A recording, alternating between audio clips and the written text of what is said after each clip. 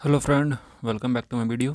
आज के इस वीडियो में हम लोग एसएससी जीडी कांस्टेबल की एग्ज़ाम जो कि 2022 में शेड्यूल किया गया है 10 जनवरी से 14 फरवरी तक, उसके लिए हम लोग कुछ इम्पोर्टेंट क्वेश्चन को देखने वाले हैं। आपसे रिक्वेस्ट रहेगा कि इस सेट में कुल 30 प्रश्न होंगे, तो आपसे रिक्वेस्ट रहेगा कि आप पूरे प्रश्न को गौर से देखें और कोशिश करें कि आप मैक्सिमम क्वेश्चन का जवाब दे पाएँ। ठीक है, आपको जितने प्रश्नों के जवाब नहीं आएंगे उनको याद करने की कोशिश कर लीजिएगा ताकि आप एग्जाम में मैक्सिमम स्कोर भी कर पाए। तो चलिए वीडियो को आगे की तरफ बढ़ते हैं। पहला प्रश्न है, किसके शासनकाल में सबसे अधिक मंगोल आक्रमण हुए थे? तो ये थे मोहम्मद बिन तुगलक। अगला है, हड़प्पा की सभ्यता किस युग की थी? तो ये कांस्य युग से संबंधित है। अगला है, राज्य अपहरण नीति का प्रवर्तक कौन था? तो ये थे लॉर्ड डलहौजी। आगे बढ़ते हैं। अगला है, भारत के राज्यों का प्रमुख राजस्व स्रोत क्या है? तो यह भू राजस्व, याद रखिएगा किसके बात हो रही? राज्यों का।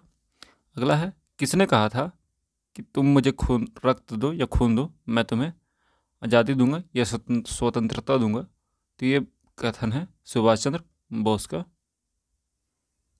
अगला है, चरक किसके राज्य चिकित्सक थे? तो ये चरक जो थे वो कनिष्क के राज्य चिकित्सक थे। अगला है, किस नेता को महान वृद्ध पुरुष कहा जाता था? तो ये कहा जाता था दादा भाई नेहरू को। आगे बढ़ते हैं। भारतीय संविधान के मसौदा समिति के अध्यक्ष कौन थे? तो ये था डॉक्टर बी आर अम्बेडकर। अगला, सांची क्यों विख्यात है? तो सांची विख्यात है क्योंकि वहाँ पर सबसे बड़ा बौद्ध स्तूप है।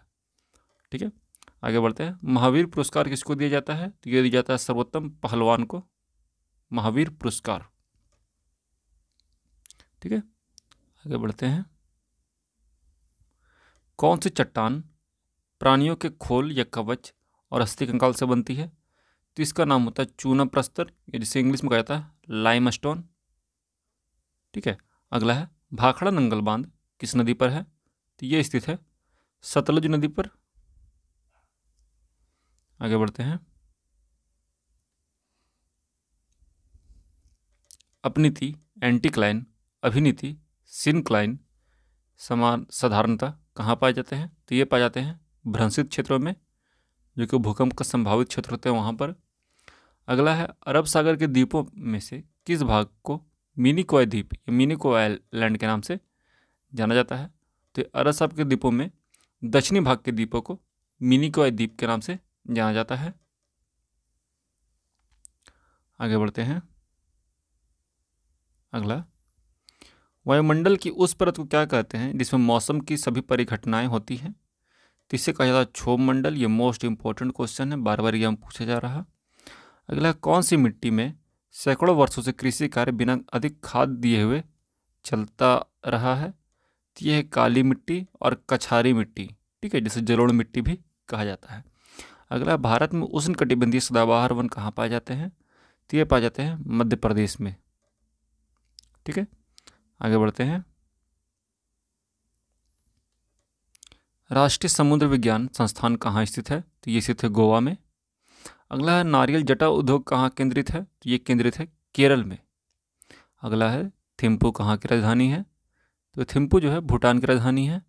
याद रखना है, एक क्वेश्चन और पूछता है ढाका, तो ढाका के बारे में आपको याद रखना है, ये किसकी राजधानी है?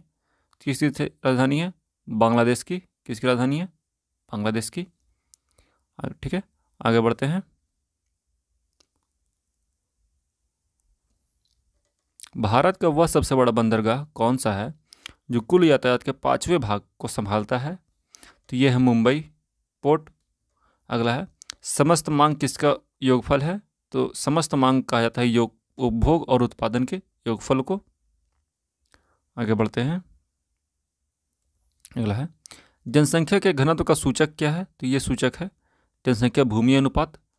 जनसंख्या पे जितनी 1 किलोमीटर स्क्वायर एरिया में जितने ज़्यादा लोग रहते हैं उतनी जनसंख्या घनत्व कहा जाता है। अगला, किसी आर्थिक प्रणाली में उत्कृष्ट अवस्था से क्या अभिप्राय है? तो किसी आर्थिक प्रणाली में उत्कृष्ट अवस्था से अभिप्राय है स्थिर विकास का प्रारंभ होना। आगे बढ़ते हैं। अगला है, कीमत स्तर में वृद्धि के प्रभाव से वास्तविक मजदूरी पर क्या प्रभाव पड़ता है? तो जब कीमत स्तर में वृद्धि होती है तो वास्तविक मजदूरी घट जाती है। ठीक है, आगे बढ़ते हैं। किसी पंचवर्षीय योजना में भारत के विकास का प्राथमिक दायित्व सरकारी क्षेत्र को स्थानांतरित कर दिया गया था। तो ये हुआ था प्रथम पंचवर्षीय योजना में प्राथमिक दायित्व सरकारी क्षेत्र को स्थानांतरित कर दिया गया था। ठीक है, उसमें कृषि पर जोर दिया गया था। ठीक है, याद रखिएगा किस पर जोर दिया गया था? कृषि पर। आगे बढ़ते हैं। संसद के दोनों सदनों के समक्ष वार्षिक वित्तीय विवरण किस अनुच्छेद के अंतर्गत प्रस्तुत किया जाता है? तो ये अनुच्छेद 112 के तहत वार्षिक वित्तीय विवरण प्रस्तुत किया जाता है दोनों सदनों के सामने। आगे बढ़ते हैं।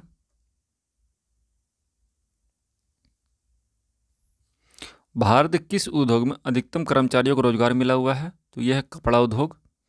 अगला, सुब्रमण्यम चंद्रशेखर को नोबेल पुरस्कार किस क्षेत्र में उत्कृष्ट कार्य के लिए दिया गया था? तो सुब्रमण्यम चंद्रशेखर को जो नोबेल प्राइज मिला था वो उनके भौतिक विज्ञान के क्षेत्र में उत्कृष्ट कार्य के लिए दिया गया था। अगला, G15 क्या है? तो G15 विश्व के विकासशील देशों का एक संगठन है। ठीक है, तो आज की वीडियो में इतने फ्रेंड। हम लोगों ने कुल 30 प्रश्नों को देखा जो कि GK GS से रिलेटेड थे।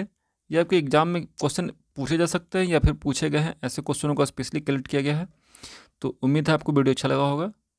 अगर आपको वीडियो अच्छा लगा हो तो इसी टाइप के और भी वीडियो के लिए हमारे चैनल को सब्सक्राइब कर लीजिए और अपने दोस्तों के साथ शेयर करिए, अपने रिलेटिव के साथ शेयर करिए इसी टाइप के और भी वीडियो के लिए। मिलता है नेक्स्ट वीडियो में, तब तक के लिए thank you, good bye and finally thanks for watching.